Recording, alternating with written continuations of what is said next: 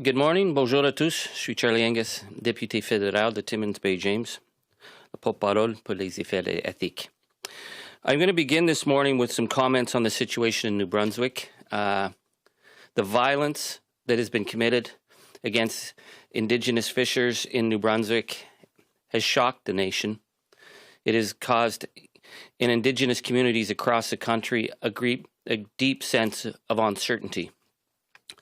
We know that when First Nation people went in protest in New Brunswick at Elsipogtog First Nation to stop fracking, that those nonviolent protests were met with hundreds of heavily armed police, that live sniper rifles were aimed at unarmed protesters, that the RCMP was more than willing to use serious force to intimidate the First Nation community into backing down.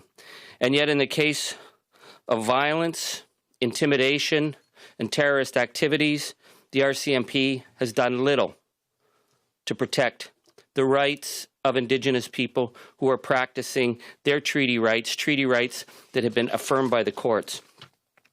We're calling on the federal government today to send a clear message to the RCMP that this refusal to defend the nonviolent treaty rights of Indigenous people in New Brunswick is not acceptable. The treaty rights have to be protected, and that people have a right, has been proven by the court, to participate in their economy of their region, on their traditional territory, without the threat of violence and terrorist attacks. And I'm asking the Prime Minister to make this a top priority.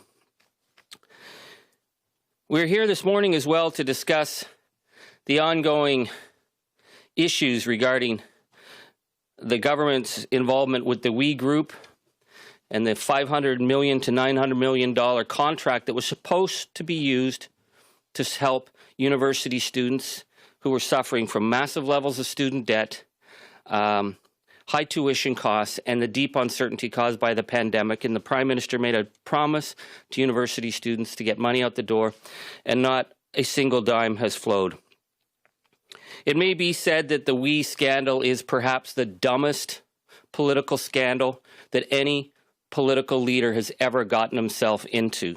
The family connections between the Trudeaus and the Kielburgers were so clear, so evident. The fact that the government went along with this boondoggle without any apparent checks and balances has really thrown, I think, people's trust in the Prime Minister's judgment and the government's judgment during the pandemic. So we go from perhaps what is the dumbest scandal in Canadian history to now perhaps the dumbest standoff in recent memory. Since the Prime Minister's decision to prorogue, the work of the Ethics Committee has been blocked. Committee documents that were requested last July that had been agreed to by members of the Liberal caucus regarding payments made to the Trudeau family by the We Group were blocked first by prorogation and now by an endless filibuster. We need to be able to move beyond this. We have work to do at our committees. We have issues of accountability that Canadians need to see that parliamentarians are focusing on at a time of unprecedented economic and financial crisis. So this morning, I'm offering the government a simple way out. We know that the Kielburger Group this morning apparently is releasing a multitude of documents regarding payments to the Trudeaus. Those documents will go to finance. We had asked for the documents from Speaker Spotlight regarding the payments that were made to the Trudeau family, just to verify. We set up in that process very clear protections for the privacy rights of the individuals concerned. And still the Liberals are refusing to work with us. So I will be offering amendment at committee this morning to say, fine, we will not ask for the documents to verify what we already know, that Madame Trudeau, Margaret Trudeau, and Justin's brother were paid by We. We know that. That's a fact. We will say we won't have to verify the fact that they've already been paid. My motion will focus simply on whether or not payments were made to Prime Minister Trudeau and Sophie Gregoire Trudeau. This respond to the Liberals' concern that they want the family kept out of this, but we need to be able to reassure Canadians that financial transactions were not made between the Prime Minister and his spouse and the We Group in the multitude of speaking engagements that were that Mr. Trudeau and Sophie Gregoire were involved in. If the Liberals and Conservatives support this, then we can continue our work, because we have to finish the study that's only up until now been allowed to have 2 days of hearings. If we can get that done, we can get on to other issues. We have to show Canadians that we're taking these issues seriously. Je suis ici ce matin pour parler de notre frustration face à la décision du gouvernement libéral de bloquer le travail du comité d'éthique. Ce n'est pas acceptable.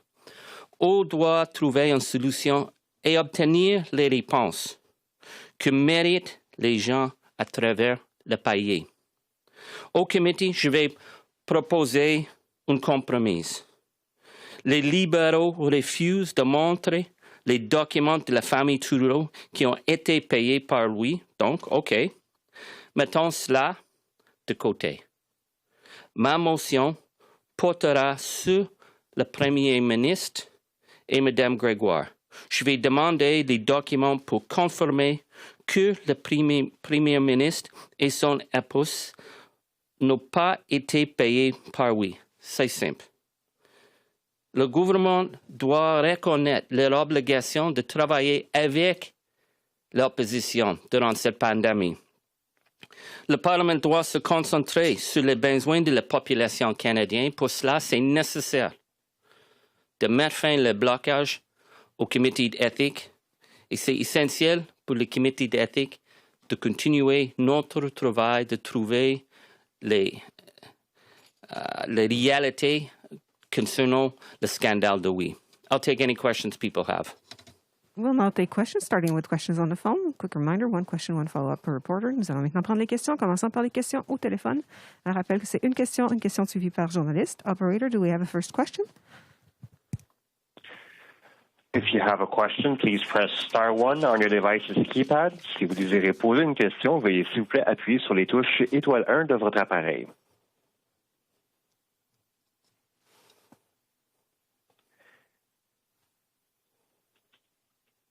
And we currently do not have any questions.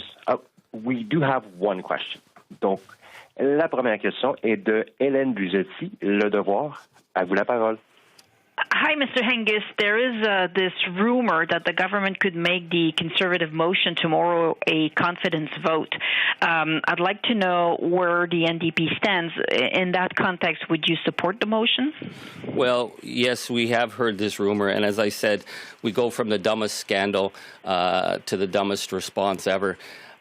I would think that the Prime Minister would recognize that it would be completely irresponsible at the biggest medical and economic catastrophe to hit our nation in a century to threaten to plunge the nation into the turbulence of an election and the fact that Parliament would not be able to reconvene for months just to avoid answering questions regarding his relationship to the Kielburger Group. I can't see the Prime Minister being that reckless. So our message to the Liberals is just calm down. We have work to do. Work with us. Let's get this thing finalized. Let's get a report to Parliament. So, yeah, there's rumors out there, but we have to stay focused on doing our work as parliamentarians and making sure that Parliament seems credible to the Canadian people. I understand you consider this to be a dumb response, but if it is indeed their response, what would the NDP do? Well, my mother raised her son not to answer hypotheticals in the world of politics, considering that we have quite a moving number of pieces on the chessboard right now. We have said to the Liberals, work with us on this committee. We'll establish a committee that works. If the Liberals want to stuff it with Liberals to try and stop the work of that committee, well, the Ethics Committee can continue to do its work. So we have a number of options before us, but I'm asking the Liberals to show good faith and to recognize they got themselves into this trouble. Their lack of smart judgment put them in this crisis. They need to show some good judgment and get out of it. Well, do we have another question on the phone, operator? There are no further questions registered at this time. We'll go Thank to you. the room. Merci. Annie? No, Oh, sorry. there's still us here. Hi, Live I'm people. I haven't seen that in humans. since Surprise. March. It's a little bit odd. We're getting used to things, though. I'm Annie Bergeron Oliver with CTV National News. So today, We Charity posted on its website dozens of pages of documents that had been requested from it based on committee appearances. I was wondering if you knew whether these documents were going to come down and what you think about their decision to release them largely unredacted on its website. I'm very pleased that the Kielburger Group have responded to Parliament and posted those documents. We need to examine those documents and verify those documents. We have had contradictory statements made regarding payments and involvement, and certainly documents that we've seen from the unredacted documents in the federal government contradict some of the positions that the Kielburger Group gave us. But they recognize that Parliament has a right to look at these documents. They're providing those documents. We will look at those documents. And so we're saying to the Liberals, why is the government trying to block the documents? One of the pieces of information that came out of these documents is that Sophie Gregoire Trudeau was paid that one speaking fee of $1,500, and she attended 8 events between February 2012 and March 2020 for a total reimbursement of close to $24,000. This was for things like hotels, car services, flights, hospitality, those types of things. I'm wondering what you think about these expenses and whether they should be repaid. Well, I think that we now know definitely that Madame Gregoire was paid a certain amount of money by we. That certainly raises questions about the Prime Minister being in a conflict of interest, because under the Conflict of Interest Act, he has an obligation to handle his private affairs so he's not within a conflict of interest, and direct payments to his family, whether it's $1,000 or $100,000, does put him in a conflict, and that's the whole issue of recusal. I think what we'd like to do is examine these documents, but also Speaker Spotlight documents should confirm whether those were the total payments made to Madame Gregoire, and then we can make a decision. But until we have the documents from Speaker Spotlight, we still don't know if these were the total payments. And I say this not to say I don't trust the Kielburger Group, but we have heard many contradictory statements regarding how much the Trudeaus were paid leading up to this. This is why we want the documents. This is why we want to verify this so we can move on. Marika Walsh with the Globe and Mail. I'm wondering, have you spoken with the Liberals? What is your understanding of how they will respond today, or is there no discussion? I mean, on Friday, the House Leader said that they were open to negotiations with the other parties. His phone line was open. So what's happened since then, and what's your expectation for what's going to happen next? Well, right now, we have put an offer on the table to set up a committee. Our concern is the Liberals figure they could just turn this committee into something that's run by the Liberals, where the Liberals set the agenda. We don't need another committee that doesn't get answers. We already have committees that are being blocked from that work. So our message to Mr. Rodriguez is saying, you don't like the Conservative motion? Fine. Work with us on a credible pandemic spending program committee that can get answers. But to do that, we need to know that this isn't going to be just another effort by the Liberals to buffalo our work. And I would say that if we're not getting answers at this new committee, then I would, as a member of the Ethics Committee, continue the study we're doing. So we can do this. It's not all that hard. Okay, and for the benefit of my colleagues who are covering the latest with the Mi'kmaq fishery, you mentioned several times New Brunswick. I think you mean Nova Scotia. Sorry, Nova Scotia, so, yes. Can you just so they have a quote from the NDP on it, can you just tell us what you think the federal government should be doing right now to address the violence in Nova Scotia? And what do you make of the federal government's response so far, the fact that they're calling for a debate right now in the House?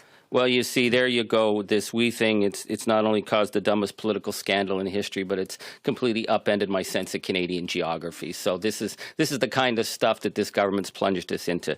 No, I think that the situation on the East Coast is staggeringly unacceptable. The threats, the violence, the intimidation that has been laid against Indigenous fishers in Nova Scotia is sending shockwaves across Indigenous communities and non-Indigenous communities across Canada. And what's really deeply disturbing is the lack of action by the RCMP.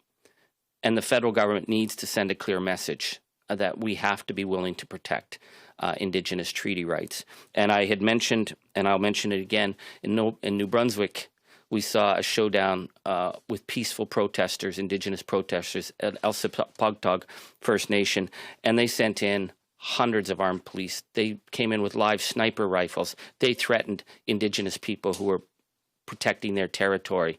And yet, when we see acts of terrorism in neighboring Nova Scotia against Indigenous fishers, the RCMP sitting on the sidelines is not good enough. We don't need more talk on this. We need action. We need the government to send a clear message that they will defend the rights of Indigenous people to practice their livelihood. Hi, I'm just wondering what you hope will come from the emergency debate, if that does happen, other than just talk. Well, what we've seen across Canada is this is a nation that was built, and its great success was built taking the resources from Indigenous communities and marginalizing them and leaving them in abject poverty. The rights of Indigenous people to share in their resources have been defined by the courts. These are fundamental rights. We need the government to take a lesson from what's happening in Nova Scotia with the attacks against Indigenous fishers, to send a message across Canada that Canada will not allow this racist threat and this racist violence to continue, that the right to fair access to resources has been defined by the courts. It must be defended by the RCMP. And it's not good enough for the RCMP to say, well, we're sitting back and watching both sides when one side is so clearly engaged in violence and intimidation. And once again, we're going to check on the phone to see if we have another question. Operator, do we have a question? Please press star 1 at this time. If you have a question, veuillez appuyer sur étoile 1 si vous avez une question.